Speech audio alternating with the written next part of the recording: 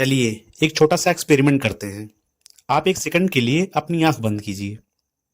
अब एक साइंटिस्ट के बारे में सोचिए।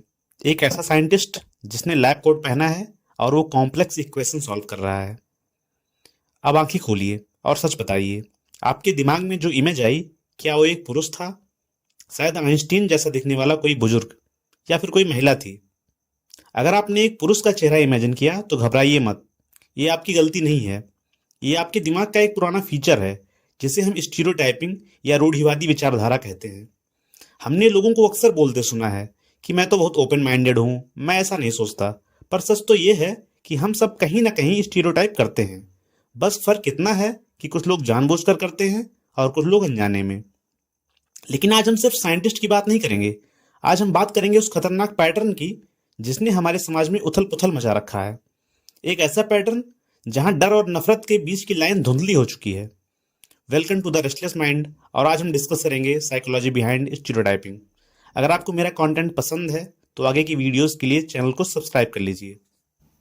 तो सबसे पहले हम खुद को कोसना बंद करते हैं।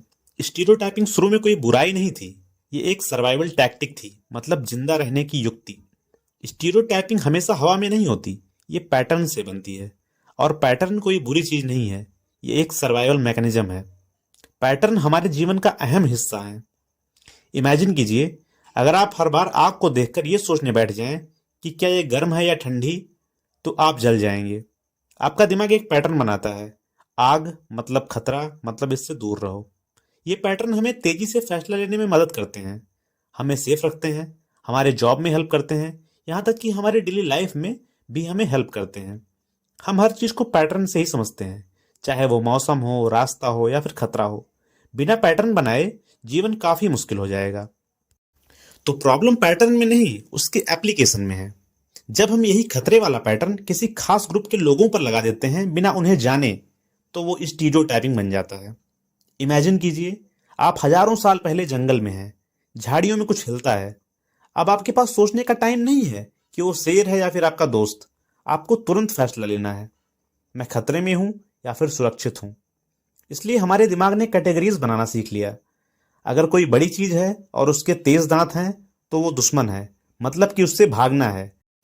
और कोई अपने जैसा या अपने कबीले जैसा दिखने वाला है तो भागने की जरूरत नहीं है, मतलब कि वो दोस्त है। साइकोलॉजी में इसे कहते हैं कॉग्निटिव माइजर। हमारा दिमाग एक आलसी कंजूस आदमी की तरह, वो हर नए इंसान को डिटेल में समझने के लिए एनर्जी खर्च नहीं करना चाहता, इसलिए वो शॉर्टकट लेता है। लेकिन प्रॉब्लम ये है कि आज हम जंगल में नहीं रहते, पर हमारा दिमाग आज भी वही शॉर्टकट लगा रहा है। चलिए इस बात को ग्रुप ए और ग्रुप बी की कहानी से समझते हैं।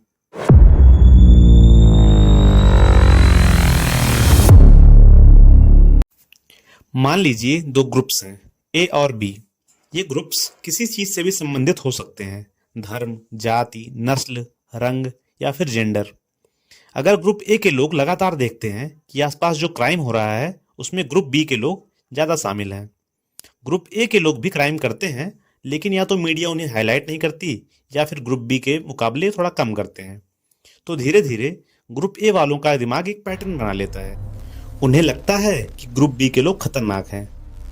यहाँ डर स्वाभाविक है, कोई भी इंसान अपनी सेफ्टी चाहता है। लेकिन ये डर तब घातक बन जाता है जब ये चीज सामूहिक नफरत में बदल जाए। तो यहाँ पे तीन बड़ी प्रॉब्लम्स आती हैं। पहली है इनोसेंट सफरिंग, मतलब निर्दोषों का पिसना। इसकी वजह से ग्रुप बी के वो लोग भी पिसते हैं जिन्होंने कभी कोई क्राइम नहीं किया। वो सिर्फ बी ग्रुप का हिस्सा होने की वजह से शक के दायरे में आ जाते हैं। और दूसरा है विजिलेंट जस्टिस, यानी कि जनता द्वारा न्याय। ग्रुप ए के कुछ हिंसक लोग इन्हीं एग्जाम्पल्स को यूज करके कानून अपने हाथ में ले लेते हैं। वो बिना सोचे समझे हिंसा पर उतर आते हैं। ये चीज हम आज के समय में भी देख रहे हैं। और तीसरा है मीडिया और सिस्टम का फेलियर। कानून का काम था क्रिमिनल को पकड़ना, न कि पूरे ग्रुप को क्रिमिनल घोषित करना। जब मीडिया किसी घटना को धर्म, जाति या लिंग के नाम पर मिर्च मसाला लगाकर बेचती है तो लोग ब्रेन वॉश हो जाते हैं। उनको गलत चीज भी सही लगने लगती है। यहाँ पे ये बात सही हो जाती है कि जब सिस्टम फेल होता है तो स्टीरियोटाइप मजबूत होता है। इसका सबसे ताजा और रिलेटेबल एग्जाम्पल है जेंडर वॉर्स, जो आजकल हम सोशल मीडिया पर देख रहे हैं। साइकोलॉजी में एक कॉन्सेप्ट है आउट ग्रुप होमोजेनिटी बायस, मतलब हम सब अलग हैं पर वे दूसरे ग्रुप के सभी लोग एक जैसे हैं। अब उदाहरण के तौर पर अभी हाल ही में नीले ड्रम वाला मामला सामने आया है। कुछ केस में महिलाओं ने एक्सट्रीम कदम उठाए। रिएक्शन क्या हुआ? सोशल मीडिया पर आदमियों ने मीम्स की बाढ़ ला दी। नैरेटिव ये बन गया कि सभी औरतें ऐसी ही होती हैं, किसी औरत पर भरोसा नहीं कर सकते। अब इसका उल्टा देखिए, पब्लिक प्लेस में छेड़छाड़ और हरासमेंट इतना कॉमन है कि लड़कियों का भरोसा आदमियों पर से उठ चुका है। जब वो सड़क पर चलती हैं तो वो हर आदमी को शक की नज़र से देखती हैं। दोनों तरफ लोग एक दूसरे को इंसान नहीं बल्कि एक कैटेगरी समझ रहे हैं। लड़के सोचते हैं सारी लड़कियां झूठी हैं, धोखेबाज हैं, और वहीं लड़कियां सोचती हैं सारे लड़के दरिंदे हैं, बस मौका मिलने की देर है। इसलिए मुझे लगता है कि ऐसी सोच समाज के लिए एक बहुत बड़ा खतरा है। तो अब बड़ा सवाल ये है कि एक आम इंसान क्या करे? ऐसी सिचुएशन में सही तरीके से निर्णय कैसे ले? अगर मैं सड़क पर चल रहा हूँ और मुझे ग्रुप बी का कोई आदमी दिखे तो मैं क्या करूँ? क्या मैं डर कर भाग जाऊँ या मैं आंख बंद करके उस पर विश्वास कर लूँ? तो इस पर डैनियल कॉनमैन कहते हैं कि फास्ट माइंड स्टीरियोटाइप करता है और स्लो माइंड चीज़ों को समझता है। मतलब अगर आप जल्दी से निर्णय ले लेंगे तो मोस्टली स्टीरियोटाइप करेंगे, और अगर ध्यान से सोचेंगे तो शायद चीज़ों को बेहतर तरीके से समझेंगे। अब आप पूछेंगे कि इसका सॉल्यूशन क्या है? तो इसका एक सॉल्यूशन है सतर्कता वर्सेस पक्षपात। मतलब आपको सतर्क रहना है, पक्षपात नहीं करना है। पहली चीज़ है सेफ्टी फर्स्ट। अगर आपको डर लग रहा है तो आप अपनी सेफ्टी इंश्योर कीजिए, डिस्टेंस मेंटेन कीजिए, ये आपका हक है। दूसरी चीज़ नो प्री एजम्पशन। लेकिन अपने दिमाग में ये मत बिठाइए कि वो सामने वाला इंसान बुरा ही है। सतर्क रहिए, लेकिन बिना जाने किसी को चोट मत पहुंचाइए या गाली मत दीजिए। And now comes the golden rule.